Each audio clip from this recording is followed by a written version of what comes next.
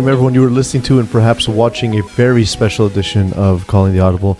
It is special to me because Simon Dagenet is not here, so it's automatically an improvement in quality, an improvement in looks, an improvement for all humanity.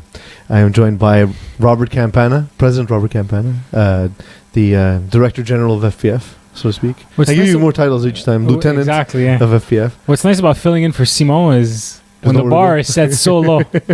I'm teasing Simon. We all love you. No.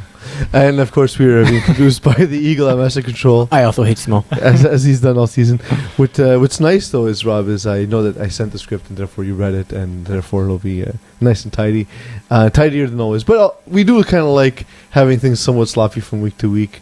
But this week we're actually doing it's just more PSAs, announcements for things that are coming up in the league in the next few months or so. So there's no content in terms of games because there aren't any real games to cover since our last show. So we decided 3 games. Well, 3 games, yeah. And a few going on right now, or in an hour's time. Yeah. But yeah, not enough to fill... Not enough to fill a show anyway, so we're going to be getting all that information out. I'm also going to be putting out an article sometime tomorrow morning. We spaced out the articles a lot this week because, again, there wasn't a ton of information, so some of it will be coming a little bit late in terms of picks and whatnot, but some of it will still be relevant. And again, whenever that stuff comes out late, just laugh at us where we were wrong, and we could have easily fixed it on the site, which we don't do. Rob, so getting into the mess that is Calling the Audible, I wanted to talk a little bit about that. What's interesting is at times it's believed as though we're used as sort of the mouthpiece for the league. And it's interesting because anybody who would be behind the scenes or even in our chat groups, of which there are many, they'd be very surprised to see the level of arguments that we get into on seemingly the smallest things. But I'd say to me, it's a credit to you that you let us kind of do the thing we want to do.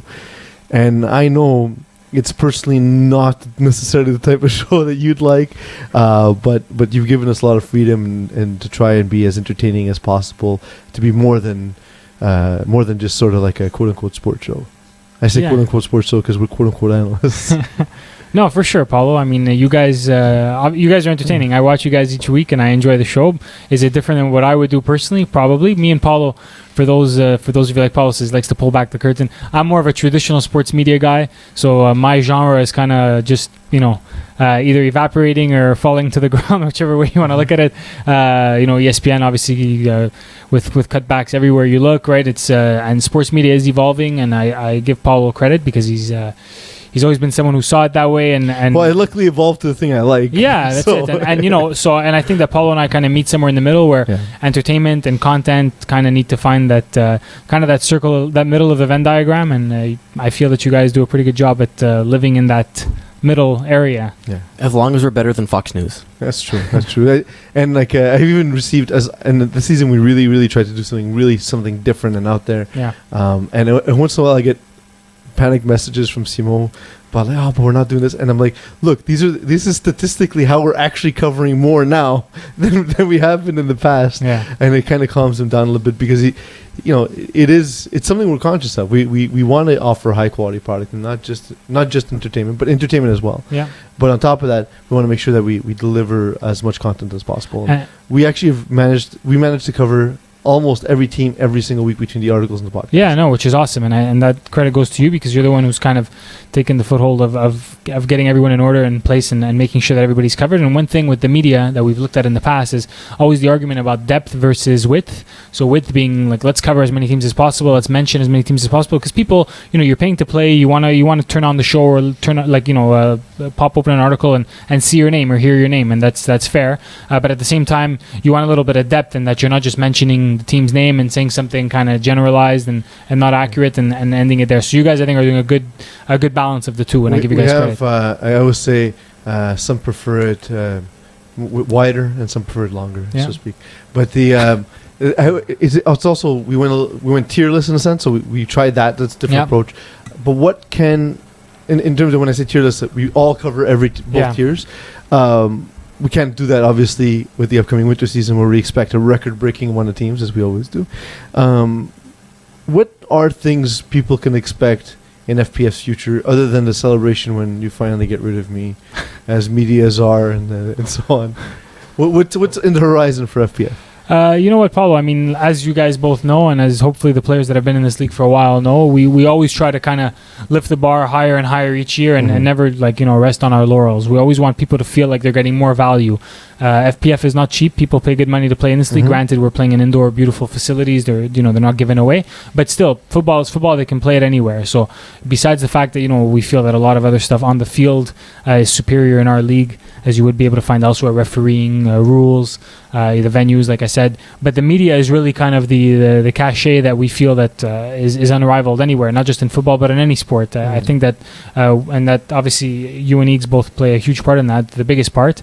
But, we continue to push the bar up, and we're, these guys and myself included, we're all ears. We're always, we always have our ear to the ground, even if it doesn't seem like we do. We always want feedback from our players. Absolutely. And if people give us the impression that they want a little more of something and maybe a little less of something else, then we move some stuff around and hopefully we make them happy. I mean, it doesn't sound as scientific as maybe some people would hope, but in the end, there's only so much content that we can provide that's relevant and entertaining, and we try to do our best at providing as much of it as possible. Absolutely.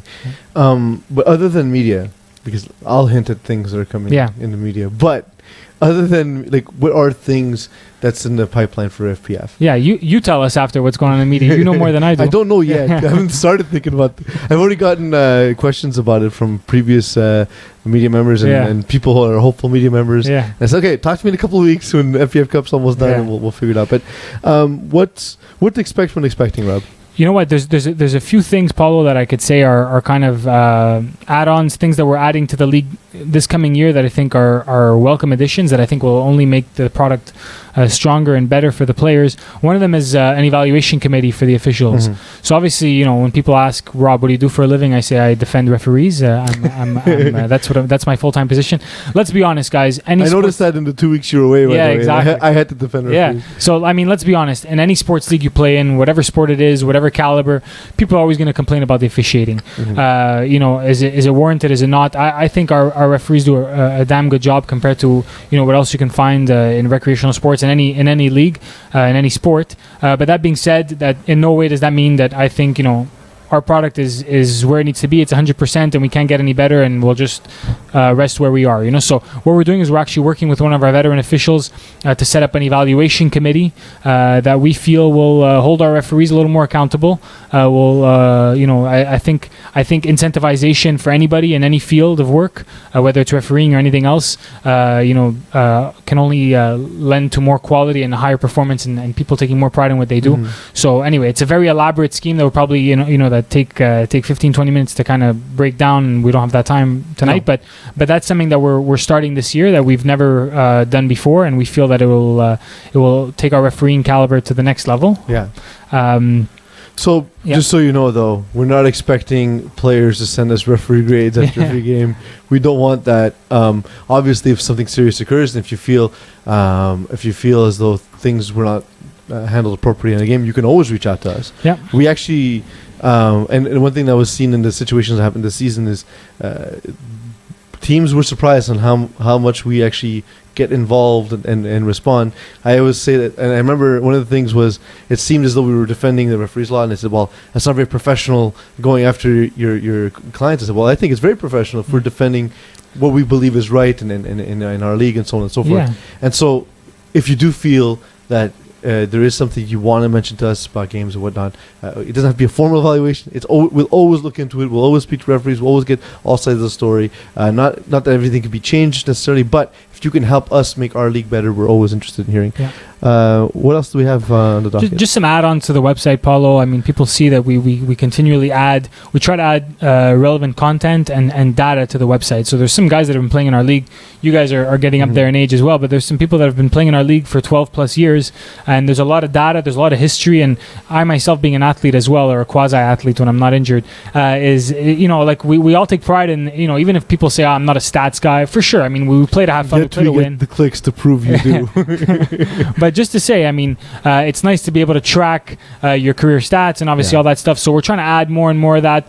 Eagle and I've been speaking with our programmers about adding like a 3 or 4 year trend as far as your ratings go on your data page, so people can say, hey, you know, when I came into the league, I was here, and now you can actually see the progress of my rating or decline of my ratings. In my case, in Paulo's case. So, you know, stuff like that. We're trying to always add more content to the website that we think people will get a kick out of. And then, of course, last but not least is the scorekeeping app.